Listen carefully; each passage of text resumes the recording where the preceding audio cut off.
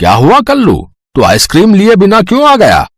तुझे तो मैंने घनश्याम से 10 आइसक्रीम लाने के लिए कहा था। मेरे कुछ खास दोस्त रात के खाने पर आ रहे हैं, फिर तू खाली हाथ क्यों लौट आया है रे? मुखिया जी, वो घनश्याम मुझसे बहस करने लगा। जब मैं उसके पास गया तो उसने मुझे आइसक्रीम देने से मना कर दिया। बोल रहा है कि पहले जाकर आपसे पिछले पैसे लेकर आऊं, तभी और आइसक्रीम देगा, और बोल रहा है कि वो अब और उधार नहीं देगा। उसकी इतनी हिम्मत, वो मुझे आइसक्रीम देने से मना करेगा? उसकी खैर नहीं। जाओ तुम सब कल सुबह ही मिलकर जाओ और उस घनश्याम का आइसक्रीम का ठेला तोड़ दो। मुखिया जिस घनश्याम की बात कर रहा था वो घनश्याम गांव में आइसक्रीम का ठेला लगाता था। घनश्याम भगवान शिव की बहुत पूजा करता था और रोजाना ठेला लगाने से पहले भगवान शिव के मंदिर जाया करता था। उसके बाद ही काम पर जाता था।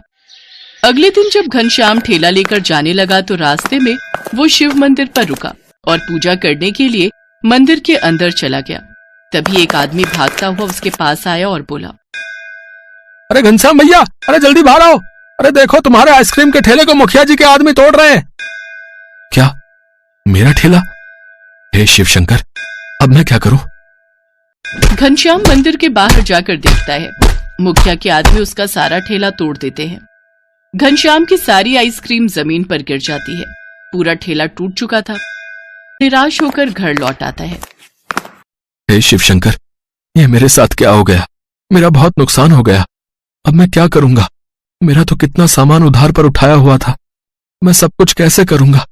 मुखिया ने मेरे साथ ऐसा क्यों किया? भगवान, मेरा घर परिवार कैसे चलेगा?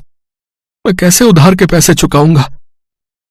सुनो जी, तुम तो महादेव की इतनी पूजा भक्ति करते हो, फिर उन्होंने तुम्हारी भक्ति का ये फल क्यों दिया? मुखिया को दंड क्यों नहीं दिया? मुखिया जी रोजाना इतनी सारी आइसक्रीम बिना पैसों के ले लेते हैं। आज तक तुमने उन्हें कुछ नहीं बोला, पर आज अपने हक के लिए बोला तो ये सब।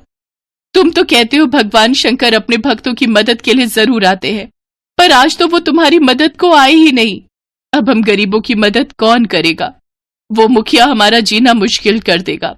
कौन हमारी सहायता करेगा? हे महादेव, कमला ठीक कह रही है। उस मुखिया के अत्याचारों से बचने का उपाय अब सिर्फ आप ही बता सकते हो। मेरी मदद करो प्रभु।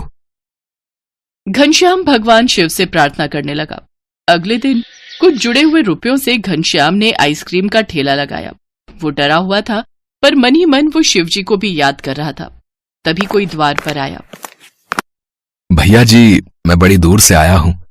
काम की तलाश में निकला था, पर यहां किसी ने भी कोई काम नहीं दिया। आपके पास कोई काम मिल जाए तो बड़ा उपकार होगा। मैं तो खुद परेशान हूं भाई, मैं भला तुम्हें क्या ही काम दूंगा। सुनो, एक से भले दो। तुम इसे अपने साथ काम पर ले जाओ। देखने में भी लंबा चौड़ा हट्टा कट्टा है।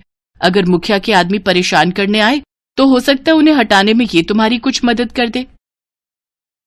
अरे आप चिंता मत करो, मेरे होते हुए भैया जी को कोई परेशान नहीं कर पाएगा। ठीक है, तुम मेरे साथ चलो। मैं तो वैसे भी बहुत डरा हुआ हूं। कोशिश करना वो बदमाश मेरी आइसक्रीम के ठेले को कोई नुकसान न पहुंचाए। घनश्याम जैसे ही बाजार पहुंचता है, मुखिया के आदमी वहां आ जाते हैं। क्यों बे, कल की हालत भूल गया जो हमने तेरे साथ की थी? तू यहाँ बाजार में अगर ठेला खड़ा करेगा तो मुखिया जी ने कहा है हमें मुफ्त में आइसक्रीम तुझे देनी ही पड़ेगी, वरना हम तुझे यहाँ बाजार में खड़ा तो नहीं होने देंगे। मुखिया जी को बोलो ये कोई तरीका नहीं है। मैं मेहनत की रोटी कमाता हूं, मैं उन्हें मुफ्त में रोजाना आइसक्रीम क्यों दूं? मुझे भी अपना घर चलाना है, ऐसा कहीं नहीं होता है। अब जाओ, मुझे अपना काम करने दो। पहले ही तुमने कल मेरा बहुत नुकसान कर दिया है। बड़ी मुश्किल से उधार के पैसे लेकर आज ठेला लगाया है। कल्लू भाई, इसकी तो जुबान बहुत लंबी होती जा रही है। मुखिया जी ने पहले ही बोला था कि अगर ये बाजार में आइसक्रीम का ठेला लगाए तो हम इसके ठेले को तोड़ दें।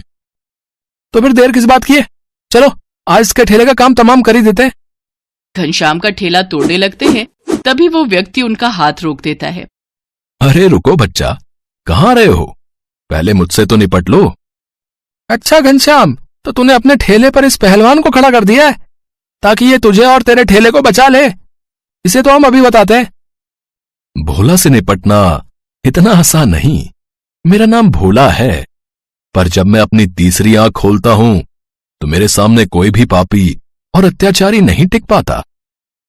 देखते ही देखते भोला नाम का वो व्यक्ति कल्लू, भीमा और बाकी सब बदमाशों को कुछ ही मिनटों में धूल चटा देता है। सब बदमाश भागते हुए मुखिया के पास जाते हैं। भोला, तुमने तो मिनटों में इन्हें धूल चटा दी। सचमुच तुम तो बहुत महाबलशाली हो। अब ये लोग तुम्हें कोई नुकसान नहीं पहुंचाएंगे।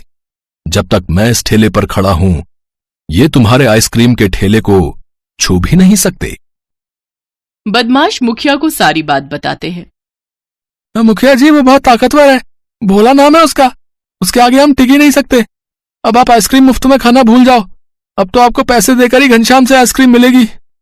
अरे तुम चिंता मत करो, मैंने अपने दोस्त रामलाल से उसके गुंडों को यहां बुलवाया है। वो बस थोड़ी देर में आते ही होंगे। तुम सबके बस का कुछ नहीं है भाई। तुम तो जाओ और घर में चूड़ियां पहनकर बैठ जाओ। बड़े आए कहने वाले कि मैं पैसों में आइसक्रीम खा लूं। मुखिया दूसरे गांव के बड़े बदमाशों को बुलाता है और उनके साथ घनश्याम के ठेले पर पहुंचता है। चलो लड़कों, सारी की सारी आइसक्रीम उठा लो और घर ले चलो। कोई आइसक्रीम नहीं बिकेगी यहाँ, ये मेरा हुक्म है। अरे मुखिया, पहले पैसे तो दो। बिना पैसों के एक भी आइसक्रीम नहीं मिलेगी। अरे देख क्या रहे हो, पीट दो इन दोनों को।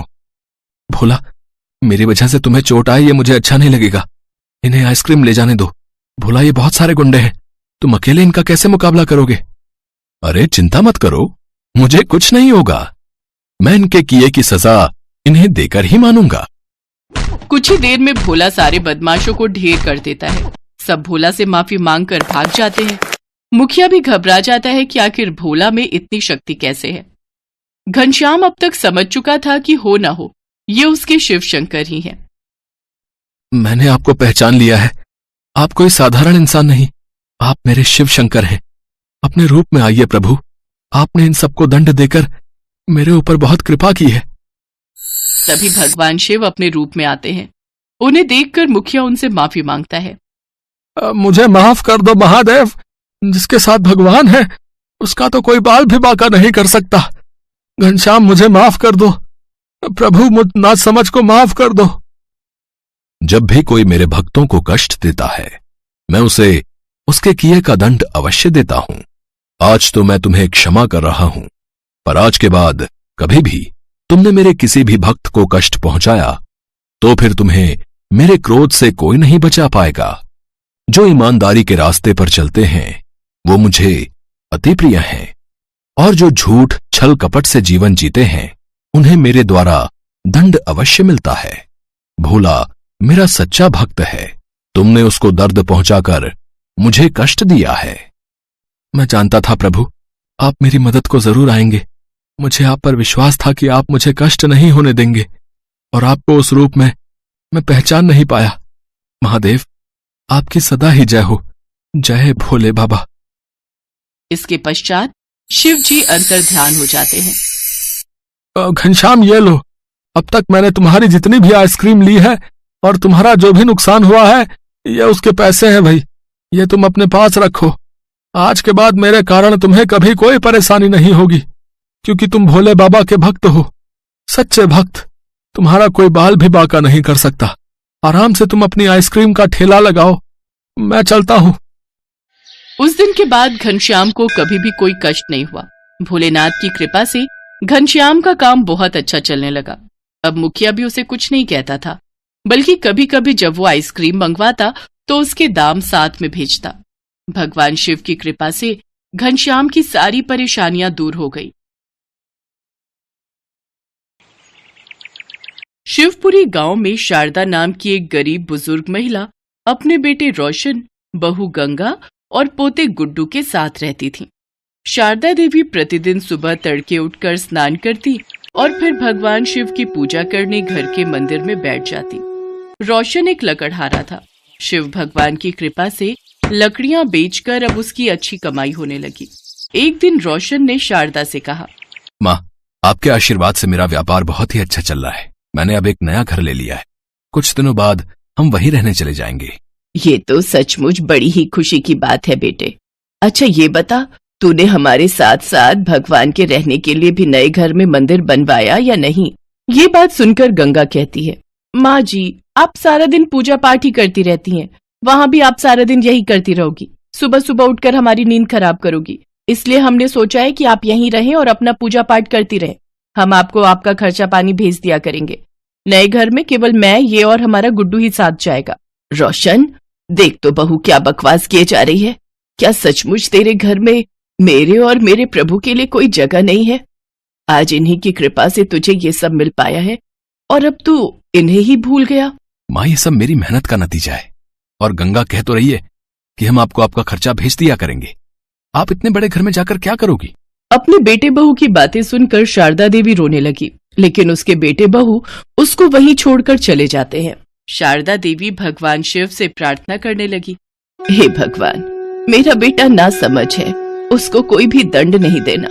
एक दिन उसको अपनी गलती का एहसास जरूर होगा, वो आपकी शरण में आ जाएगा, उसको माफ कर दीजिए। अगले दिन से ही शारदा सुबह नहाकर भगवान शिव के लिए भोग बनाती और फिर उनकी पूजा पाठ में मगन हो जाती। इसके बाद शिव जी का भजन पूजन करके उनको भोग लगाकर प्रसाद ग्रहण करती। कभी कभी वो अपने लिए खाना बनाती तो कभी केवल प्रसाद खाकर ही संतोष कर लेती। ऐसे ही कई रोज गुजर गए। फिर एक दिन शारदा देवी अपने घर के बाहर बैठी थी कि तभी उसके पड़ोस की एक औरत उसके पास आई और शारदा उससे कहने लगी, सुनो बेटी, मेरा कुछ सामान खत्म हो गया है, क्या तुम बाजार से जाकर ले आओगी? वो औरत बाजार से सारा सामान लाकर शारदा देवी को दे देती है। शारदा उसके लिए चाय बनाकर लाती है और फिर उस औरत को धन्यवाद कहती है। चाय पीते हुए वो महिला शारदा देवी से कहती है, माँ जी, आज आपके बेटे ने अपने नए घर की खुशी में सभी गांव वालों को भोजन पर आमंत्रित किया है, क्या उन्होंने आपको नहीं बुलाया? जो मेरे शिव जी का ना हो सका, भला वो मेरा क्या होगा, अब मुझे उससे कोई मतलब नहीं है। शारदा देवी की बात सुनकर महिला वहां से चली जाती है। ऐसे ही समय बीतता गया। अब शारदा देवी और भी बूढ़ी और कमजोर होती गई। अब उसमें खाना और प्रसाद तक बनाने की हिम्मत नहीं बची थी, इसलिए वो अब सिर्फ शिव जी के लिए ही प्रसाद बनाती और उसी को खाकर संतुष्टि कर लेती थी। एक दिन शारदा देवी भगवान शिव के आगे बैठकर रोने लगी और कहने लगी, प्रभु, अब इस संसार से मेरा मन भर चुका है, अब आप मुझे अपनी शरण में ले लीजिए। ना जाने और कितना कष्ट सहना होगा मुझे आपसे मिलने के लिए। इतना कहकर वो भजन करने लगी। अगले दिन सुबह शारदा ने स्नान किया और फिर प्रसाद बनाने के लिए रसोई में गई तो उसने देखा कि आटा खत्म हो चुका है। उसे ध्यान आया कि कुछ गेहूं पड़े हुए हैं। वो गेहूं लेकर चक्की में पीसने बैठ गई, लेकिन कमजोरी के कारण उनसे चक्की चल ही नहीं रही थी। ये देख शारदा देवी की आंखों से आंसू बहने लगे। वो कहने लगी, प्रभु, आज मेरा शरीर साथ नहीं दे रहा है, मेरा नियम टूट जाएगा और मेरे शिव जी भूखे रहे, ये मुझसे बर्दाश्त नहीं होगा। मुझे शक्ति दे प्रभु, जिससे कि मैं आपको भोग लगा सकूं। इतना कहकर शारदा देवी ने एक बार फिर कोशिश की और फिर दोबारा कोशिश करके वो हार गई और वो रोने लगी। तभी घर में तेज रोशनी हुई और नीले प्रकाश से पूरा घर भर गया। उन्होंने देखा कि स्वयं भगवान शिव चक्की चला रहे हैं। शारदा उनको देखकर हैरान रह गई। तभी भगवान ने कहा, मैया, क्या देख रही हो? मुझे बहुत जोरों की भूख लगी है, इसमें और गेहूं डालो। शारदा देवी को बिल्कुल भी होश नहीं था। वो रोते रोते चक्की में गेहूं डाल रही थी और भगवान शिव गेहूं पीस रहे थे। फिर जब शारदा देवी को सुध आई तो भगवान शिव गेहूं पीस चुके थे। इसके बाद शिव जी भगवान ने कहा, मैया, आज आपकी तपस्या सफल हुई, मांगो, आपको क्या मांगना है? मुझे अपने चरणों में स्थान दे दीजिए प्रभु, मुझे और कुछ नहीं चाहिए। भगवान शिव ने उसे आशीर्वाद दिया तो शारदा देवी पहले जैसी स्वस्थ हो गई। शारदा देवी ने उनके लिए हलवा बनाकर उनको भोग लगाया। भगवान शिव ने भोग खाया और कहा, मैया, मेरा पेट भर गया आपके भोग से।